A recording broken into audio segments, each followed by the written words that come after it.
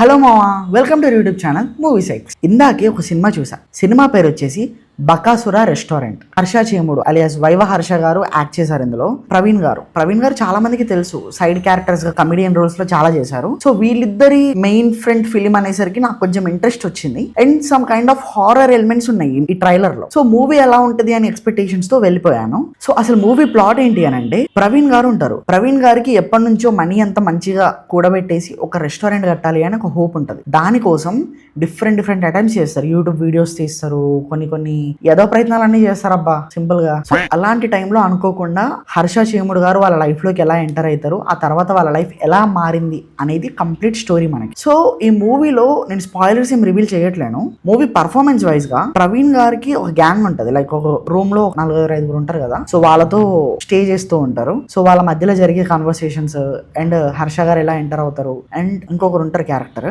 So వాళ్ళ బాడీలో ఎలా దూరుతాడు అండ్ ఇవే జరుగుతాయి మొత్తం. పర్ఫార్మెన్స్ వైజ్ అందరూ చాలా బాగా చేశారు. ఎస్పెషల్లీ నేను క్రెడిట్స్ ఇవ్వాలి అనుకునేది ఇద్దరికి, ప్రవీణ్ గారికి అండ్ మన హర్ష గారికి. హర్ష గారు సెకండ్ హాఫ్ లో వస్తారు.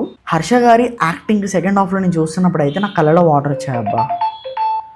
నాకు కళ్ళలో వాటర్ వచ్చేసాయి. కొన్ని ఆ సీన్స్ లో జీవించేశారు, తెలియకుండానే వచ్చేసాయి నాకు వాటర్. నాకు చాలా బాగా అనిపించింది యాక్టింగ్. మూవీ మొత్తంలో హర్ష గారి స్పేస్ చాలా తక్కువ ఉంటుంది. ఓవరాల్ గా ఒక 10 to 15 minutes ఉంటారేమో, 20 minutes వేసుకోండి, అంతకంటే ఎక్కువ ఉండరు. కానీ హర్ష గారు ఉన్నంతసేపు ఎంత డిస్ట్రాక్టెడ్ ఉన్నా కూడా మీరు మూవీలో ఇది మాత్రం ఆ పార్ట్స్ మాత్రం మీరు తప్పకుండా చూస్తారు.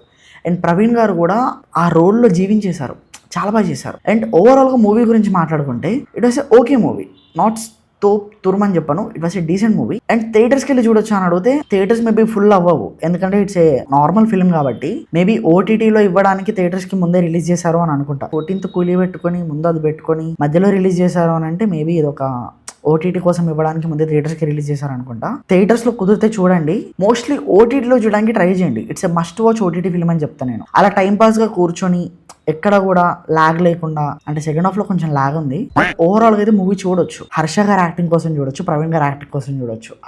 ఈ విషయాలు మాత్రం నేను ఒప్పుకుంటా, చాలా బాగా చేశారు. అండ్ ఈ మూవీ లాస్ట్ లో ఇంకో మూవీ ఉంటదని చెప్పి అనౌన్స్ చేశారు. సేమ్ ప్యాటర్న్, ఇందులో మొత్తం ఫుడ్ కాన్సెప్ట్ ఉంటుంది, అందులో దొంగల కాన్సెప్ట్ ఉంటుంది. మూవీ పేరు నేను రివీల్ చేయను ఎందుకంటే నేను మర్చిపోయినా.